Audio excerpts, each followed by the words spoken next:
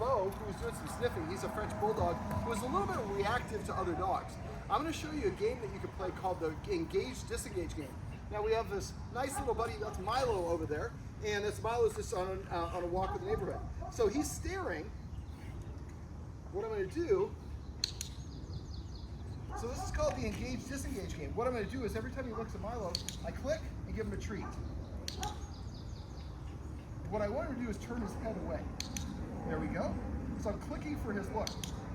And then he's turning away and getting a treat.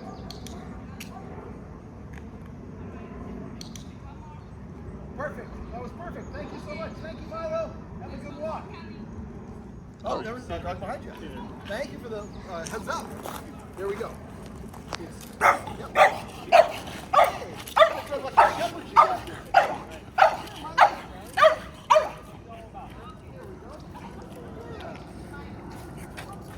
All right, so basically what we have here is Milo is reactive. Come on, Milo. Or you're not Milo, you're Bo. Let's go ahead and walk over here, and again, if you try to be on that side so the sun. All right, now he is basically saying, I disagree, or whatever the case may be.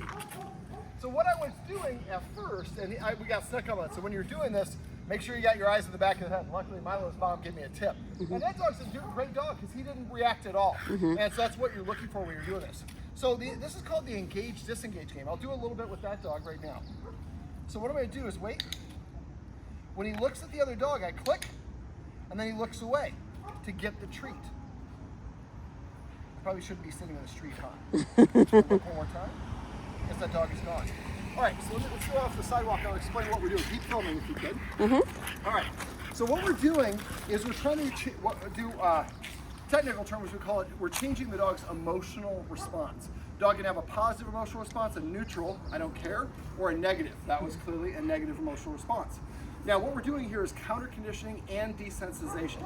Desensitization, exposing a dog to something, or a person or anybody, in a lower level of intensity so they can practice being around it without reacting. If you live next to a train station, after a while you don't hear the trains. That's desensitization. Counter conditioning is when we add a cherry on top.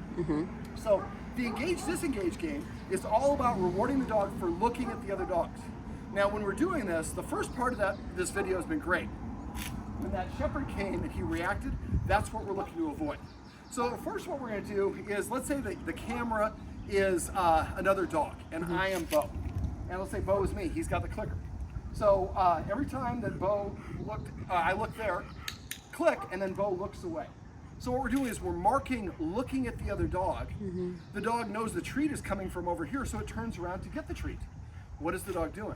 It's having a positive response to just looking at another dog, and then it's choosing to turn away. This is called the engage disengage. At first we're clicking for engaging with the other dog, looking at the other dog. After dogs do this enough, dogs become smarty pants, and they'll do this. Let's say that you're the dog and I'm just the handler, they go and they look, and then they immediately look, anticipating the treat. When this happens, we change. Instead of clicking for looking at the dog, now we change, we click for looking at me. Now we're conditioning our dog, instead of barking and lunging at other dogs, looking at dogs at first and feel good about them. And after a while, I look at dog and I look away from dog. And I'm rewarded for looking away from dog. Now, the most important thing for this activity is the dog feels comfortable. When that dog was across the street, Milo, he felt comfortable. That was probably about, I don't know, I'm not as smart as our camera person, probably about 30 feet away. That dog was about 5 feet away, and that caused him to be reactive. Now, the dogs are gonna matter. If you have a dog that, like that shepherd, was doing great. He was very calm, walking slowly. If you have a dog that's like a Frenchie or a Boston that's going crazy, you might need to move further away. If you have a dog that's older or slower, you can get a little closer. But every dog is unique, and we need to go at our dog's pace.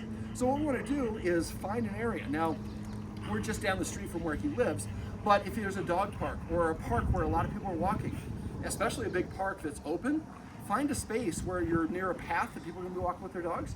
You see a dog coming and you get to see him so far away, like, oh, that dog is a Dalmatian, it's got a lot of energy. I'm going to move 15 feet further away from the trail.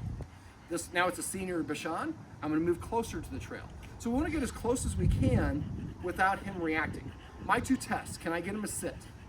Can I get him to take a treat that I know he likes? If he won't do either one of those, he's too intense, you move him 5 feet away and ask for the sit again. A lot of us say sit, sit, sit. we think the dog's being disobedient. This not sitting says, I don't feel comfortable sitting that close to this dog. I equate how comfortable the dog is by how many moves they have to make to start running. If I'm standing, that's 0 moves. I start running immediately. Sitting, 1 move. Well, I was sitting. Laying down, 2 moves. Laying down, side saddle, 3 moves. Laying on my side, 4 moves. On my back, 5 moves. If you think I'm creepy, you're not going to sit next to me. You're going to sit farther away. So I use the sit and taking the treat as my test of how close can I get. Now our goal is to get as close as we can without him reacting. Now I like to keep score. We have a sport culture in America. So every time he looks at the dog and you click and give him a treat, that's a score 1 for Team Bo. Every time Bo reacts, that's a score against Bo. Your goal should be 20, 30, 40, 50 to 0. And get a calendar, write this on the calendar. So every day you get to chart your progress. You're a math person, so this way you get to see. And dog training is not is not a bell curve. It's going to be like an EKG. It's going to be up and down. Now I'm looking over my shoulder to make sure the dog's not coming. Luckily I have a good camera person looking after me. I was looking at Bo. The idea is every time he sees a dog and lunges or barks at it, what happens? The other dog leaves. Look how powerful my bark is. I'm super dog. I can make all these other dogs go away. So that happens organically just because he's freaking out. He's having an emotional response. So what we want to do is we want to prevent that. Right now it's 6:30. This is not chief walking time. 4:30 to 5:30 is chief walking time. You're going to probably see the most dogs. Walking your dog at like 11 o'clock in the morning, usually not going to see a lot of dogs. 10 o'clock, 2 o'clock, summertime is a little bit different. But the idea is to take your dog to a place where you're not going to see other dogs when you're not practicing this game. So he's not getting better at lunging and reacting. He's not looking for the other dog that's going to sneak up behind me. He's learning to just feel comfortable. Then when you're ready, then you can find a place in your neighborhood where you're able to actually practice this when you're ready. You have your treats, you have your clicker. You've arranged everything and you're cheating for him. You have a question? I do. Sorry, only thing. Oh, I'm sorry. Yeah, see, like it's so we've tried this, right? At my other house, like I'd had a chair there and sometimes we would just sit out and watch everyone else walk their own dogs. The problem doing it at your house is it's his territory. So his job, we talked about earlier off camera, what is his job? So he kind of thinks he's the guard dog. So if you do it in a different neutral place, it helps him feel a little bit less relaxed. Now, were you also making sure you monitor the distance? Yeah, because that was something that Zoom Room taught a lot too. Was like to like increase the distance and stuff. Because even when you originally went up there to go talk to that dog, I was clicking and even like putting the treat in his face, and he was kind of like, I want to see what he's doing. Those are my two. That's why I use the test. If he's not taking the test, the treat, move him 5 feet away. Try again, and just worry about giving the treats first. And then you can worry about the sitting part. But after you do this, he's going to start figuring this out. You keep me in a safe place, I'm not reacting. But if he won't take the treat... There's people behind you. Just people. If he won't take the treat, how is he with people? Similar? Okay. You do the same thing. So not too bad, but no. Sit. Why should you do that? Well, because we're not getting any response. Well, I'll get a response somewhere. So he was able to sit, he's able to take the treat. So for people, and he's kind of mostly fine. He's fine with people. Yeah. Unless they're homeless people like doing tricks on the sidewalk. Skateboards. Walkers. Detachable items are hard for a lot of dogs unless they're socialized around them when they're younger. Yeah. So it's awesome that Zoom Room is doing it, but teaching this. But the most common mistake with this exercise is what I call practice to failure. They practice until the dog reacts. What we want to do is create a situation for 5 minutes. He's out here doing this, clicking for getting treats, and then we end without any reactivity whatsoever. And then the next time we do it, we do the same thing. We're stacking a positive experience on top of another positive experience. The myelin sheath eventually starts developing over the neural pathway. Looking at other dogs gets me treats. Looking away from other dogs gets me treats. After a while, he looks at the dog, he's looking at you. He's not even paying attention. Because I'm just getting treats Yeah, but the key is you can't take him out on walks like where he's going to run into. So you're doing a good job. If you're walking normally and you were saying that dog, I'm guessing you would have crossed the street. So you're doing that. You're managing. Or in this situation, yes, saw them, couldn't go that way. Saw this dog, we would have just, you know what, we're going. Let's go get the squirrel, and I would have just like made a playful jog out of it just to create some space. Let me show you my backup emergency if I have that sort of thing happen. Yeah. So let's say we see a dog's coming here, and let's say I'm a little bit. I prefer to do this, but let's say you don't have enough treats or you don't have your clicker or whatever. So I call this the find it away game. So I'd say find it. find it. I just clicked it over there. Find it. And find it.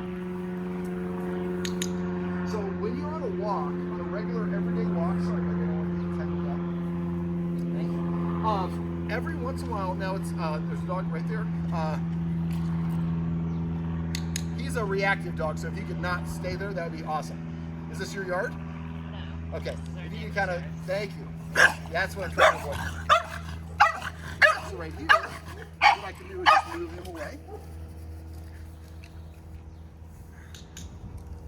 So that was too close. Moved over here. He's able to take the treat. Yeah. Now a lot of people are just kind of not paying attention. So I asked her, and she kind of just sat there and looked at me. Sometimes people get caught off guard; they're not thinking properly. Yeah. Or she might have a dog that's just a nice dog that doesn't have a problem with it. So a lot of people, if they don't have experience having a dog that's reactive, they don't know what to do. They're not trying to do anything bad. But sometimes that's why I like to cheat. So sometimes I'll have my friend meet me in the park with their dog. I can talk to them on earbuds. I can have them hide behind the tree, come back and forth. We can take a little bit of a break. Doing this sort of thing is fine. This is a little bit more convenient. The fact that he's sitting down tells me he's comfortable enough to sit. He's able to take treats. Yes, that's wonderful. So really what you're trying to do, and again, that's why I like to do the score, is on your calendar, you're gonna see all these scores. How many times when you take him a walk does this happen? You know, and so after a while, this has been going on for a while, we're probably in hundreds or maybe even thousands of times he's been reactive. We have to counter that. Now, we don't have to hit, if he's been reactive 1,000 times, we don't have to do it 1,000 times the other way. Right. But we do need to offset it by having the positive construction of him looking at dogs and not reacting. Now, another little place to do this is sometimes people do this at a dog park. Now, I'm not saying he goes to a dog park. You go with him to a dog park, you stay outside of the dog park on the path that people are walking. You're gonna have a steady stream of people coming and going. It's not his territory, and you get a whole bunch of ching, ching, ching, ching. You might be 50, 75, 100 in 5 or 10 minutes. Now, if you do this, there is a dog park right there across the street. Yeah, so, across White Oak. If there's a space where there's a grassy area where he can see them, but I like to have some shrubbery. So every once in a while, I can walk him behind something. Yeah. Now, right now, you see he's breathing heavy.